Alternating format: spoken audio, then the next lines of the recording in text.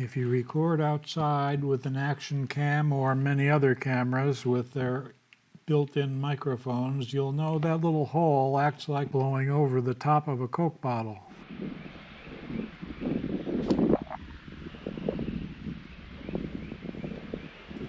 Well, there are some expensive modifications for some cameras. Not all cameras have those, and I don't especially want to mount a GoPro Media Mod on multiple cameras.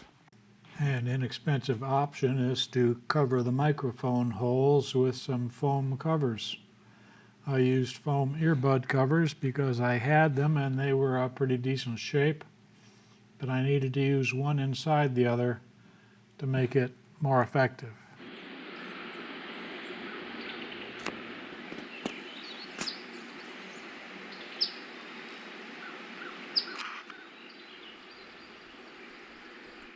I use my cameras on an e-bike going up to 40 miles an hour and on my boat, so wind noise is always a problem. So I use an external microphone with a fuzzy cover, otherwise called a dead cat, to reduce the wind noise to catch my voice, while the other foam-covered camera microphones pick up background noise.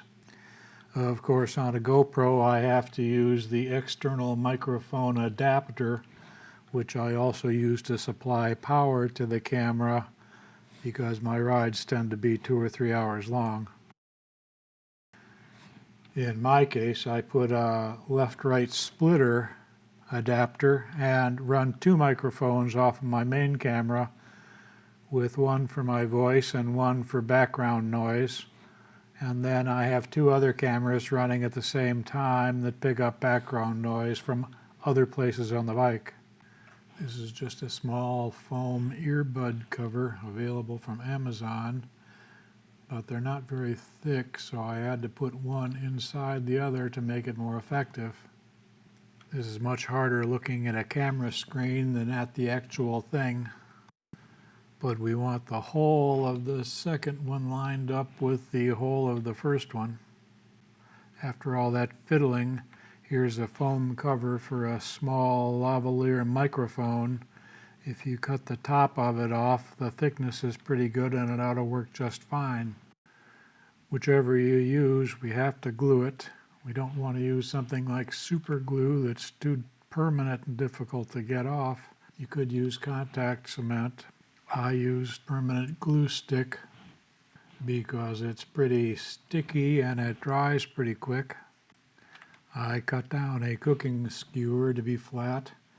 I'm going to pick up a little bit of this stuff and spread it on the edge, keeping it out of the hole. The foam is pretty porous, so you need to put enough on to leave some on the surface. You could use contact cement painted around the microphone hole on the camera, as long as you don't get any in it. And you might use silicone adhesive, like caulking, for this instead of the glue stick, but it'll take longer to dry. I'm going to put this on the case for the GoPro 7. The original case broke and this is a replacement.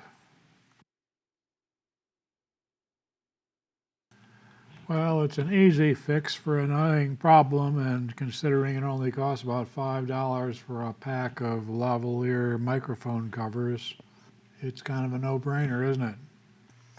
I'll put some links below for some of this stuff, but there are a lot of lavalier microphone covers, so choose the one you like. I'll also link the cables in case you're interested in that.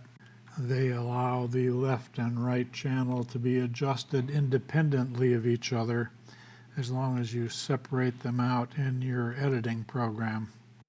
And that's about all I've got on that.